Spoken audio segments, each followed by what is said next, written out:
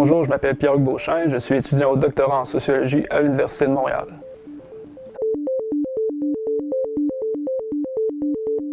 Donc, c'est un article qui prolonge un mémoire de maîtrise que j'ai fait à l'Université d'Ottawa sous la direction de Frédéric Vérel. Le mouvement du 20 février, c'est un mouvement qui a émergé au Maroc dans le sillage des printemps arabes de 2011.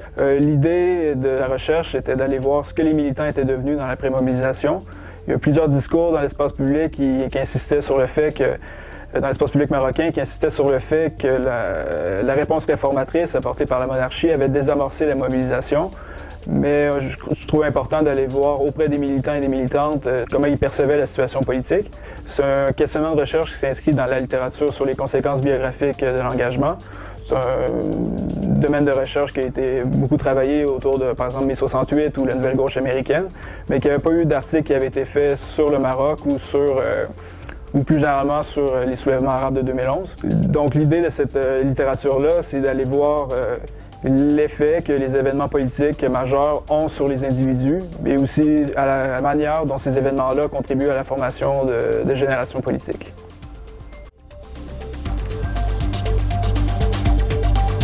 Donc le terrain s'est déroulé à l'automne 2016 dans 3 villes marocaines, soit Rabat, Casablanca et Tanger. L'idée était de faire varier les différentes écologies militantes locales afin de voir s'il y avait des variations entre les différentes villes, mais aussi de sortir de l'axe Casablanca-Rabat sur lequel la plupart des recherches au Maroc se focalisent. Le matériau principal avec lequel j'ai construit l'article, c'est des entretiens de type biographique avec des militants et des militantes. J'essayais avec eux de reconstruire ce que j'appelle leur carrière militante, ou en gros les différentes étapes de leur parcours militant avant et après la mobilisation.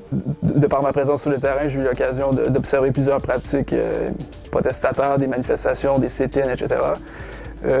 Puis aussi, c'était le moment où émergeait un mouvement de contestation autour de la mort de Boursil Fikri à Al-Hoceima qui s'est répandu un peu partout au Maroc et qui continue jusqu'à aujourd'hui.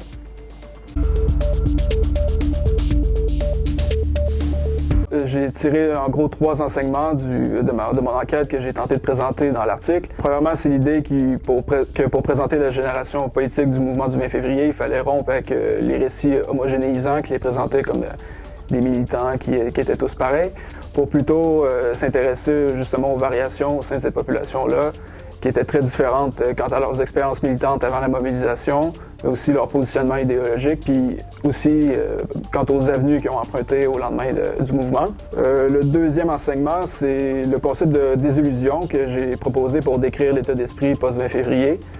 C'est un sentiment qui émerge avec l'essoufflement de la dynamique protestataire, qui contribue à la fois à la démobilisation, alors que les espoirs de changement politique se sont taris et que les militants ne croient pas pouvoir influencer davantage le régime. Troisièmement, le mouvement du 20 février était une expérience militante importante pour une nouvelle génération qui souhaite prendre sa place dans l'espace politique et protestataire qui est contrôlé par une précédente génération militante. Et dans l'article, j'ai proposé de considérer cet enjeu-là à partir du cas des militants qui s'engagent au sein de partis politiques de la gauche non gouvernementale au lendemain de la mobilisation, mais se retrouvent un peu déçus par le rôle qu'ils sont amenés à jouer au sein du mouvement, mais aussi par le peu d'impact que le mouvement avait pu avoir sur les structures, le choix des candidats, des choses comme ça.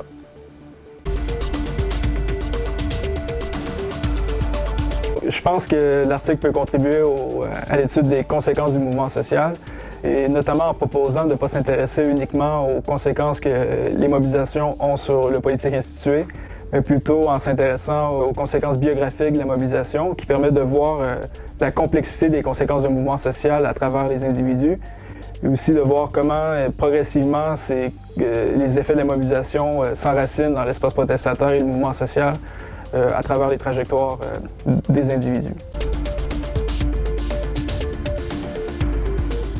Donc en conclusion, je crois que le point à retenir dans cette recherche, c'est l'idée que pour mieux restituer la complexité des mobilisations, il est important de s'intéresser aux trajectoires individuelles.